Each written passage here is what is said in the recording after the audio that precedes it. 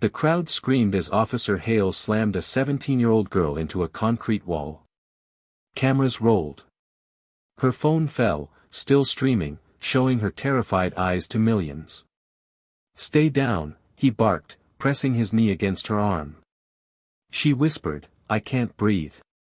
The sunlight burned, the crowd froze, and the world watched cruelty in broad daylight. What Hale didn't know, her fall was the beginning of his downfall. A siren wailed, echoing through Sterling Square. The noon sun glared over Sterling City Square, cameras swarming as reporters covered a heated protest. At the edge of the crowd stood Maya Carter, a black teen in a black crop top, clutching her phone, live streaming for her classmates. The chant, "Justice Now," echoed between skyscrapers. Officer Hale, tall and pale behind mirrored sunglasses, shoved through the reporters. His voice cut the air. "You people never learn, do you?" The crowd hushed. He pointed straight at Maya. "Put that phone down. You don't belong on this side of the barricade." "I'm just filming," she said, voice trembling. "Filming what?" "Trouble." He yanked the phone, shoving her shoulder hard. She stumbled. The camera spun, "Still live." Gasps erupted. Someone shouted, "She's a kid." Hale barked back, "Then she should act like one." Maya's lip quivered, but she didn't move. The lens caught her wide eyes, defiant, scared, but steady. Millions were watching.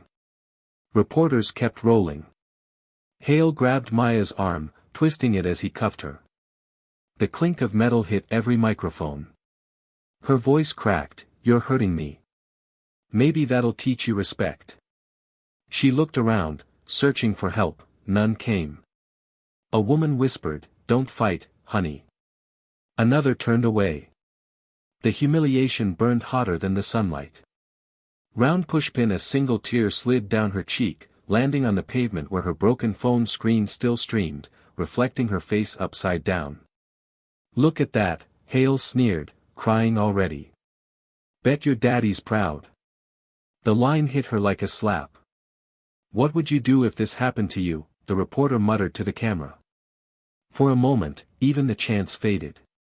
All that remained was the sound of her breathing, short, tight, swallowed.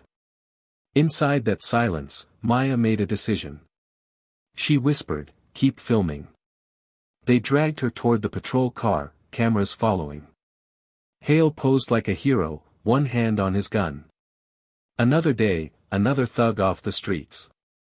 Maya turned, whispering through tears, "You don't even know who I am." "Don't need to. I see exactly what you are." He shoved her into the car door.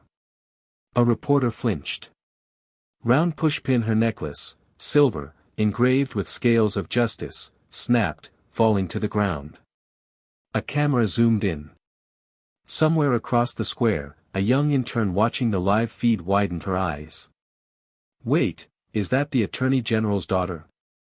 Within seconds, phones buzzed. The clip spread. Hashtag Who is Maya began trending. Hale still smirked, unaware. Suddenly, an earpiece crackled. His superior's voice shouted, "Hale, stop immediately, now." But the crowd had already erupted. The news drone above focused on Maya's face. She stared straight into the lens. "You wanted a story? Here it is." A black SUV screeched to the curb. Federal agents stepped out, badges gleaming.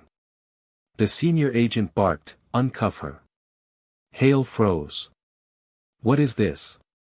Maya stepped forward, rubbing her bruised wrist. "I told you, you didn't know who I was." She held up her father's press badge, the Department of Justice seal flashing under sunlight. "I'm Maya Carter. You just assaulted the daughter of the U.S. Attorney General, live on every network." The square exploded in noise. Hale's mouth opened, no words came. Maya looked at the cameras, calm now. "This isn't just about me. It's about every kid you thought was too small to matter." The agents led Hale away. Reporters shouted questions.